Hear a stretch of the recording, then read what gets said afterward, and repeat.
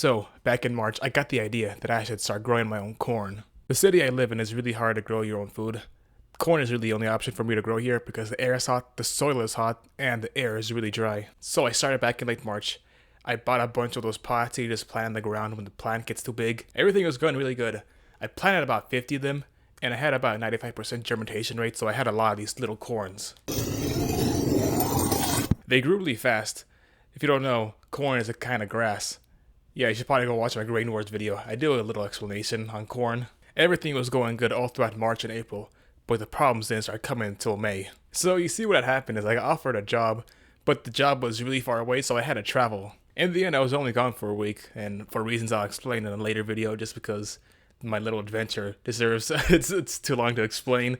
And during that time, I let my nephew take over corn responsibilities. And in the 3 weeks leading up to my little adventure there, I had a weird water regiment where I would water the plants fully one day, and then the next day I just give them a little sprinkle just to save some water. Except my nephew misunderstood what I was doing, and instead gave the plants a little sprinkle every single day while I was gone. And when I came back, I discovered that only 5 stalks of corn managed to survive throughout my little adventure there.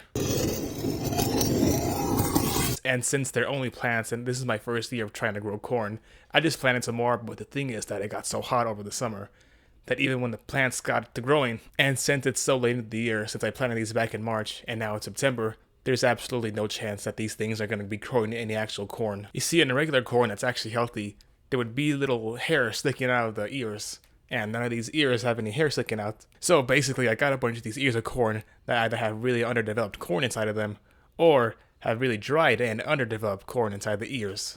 So how corn grows is each stalk will grow an ear, and these ears have little hairs sticking out.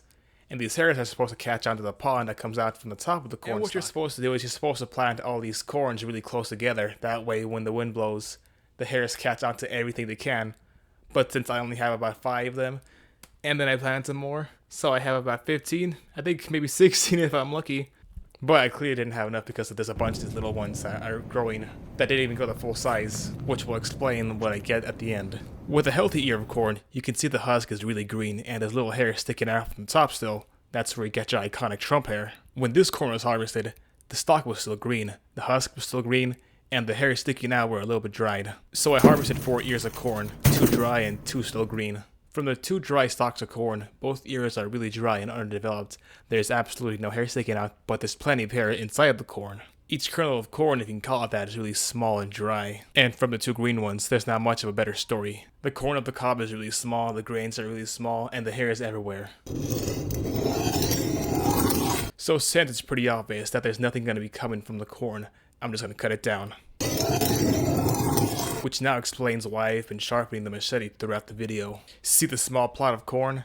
I spent weeks researching what kind of seeds I should buy, what kind of soil, and what kind of pots.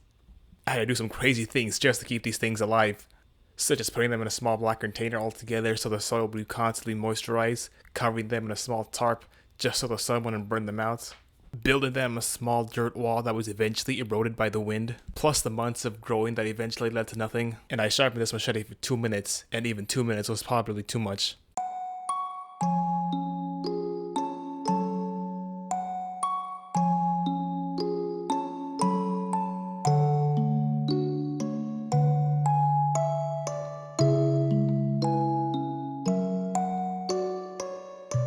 I planted so many plants during the spring. I planted some peppers, basil, sweet peppers, Carolina Reapers, tomatoes, and even corn.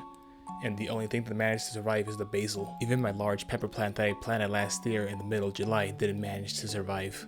I hope I have more luck next year, and maybe then I'll try to protect my plants with actual shade and try to keep their roots wet with some more wood chips.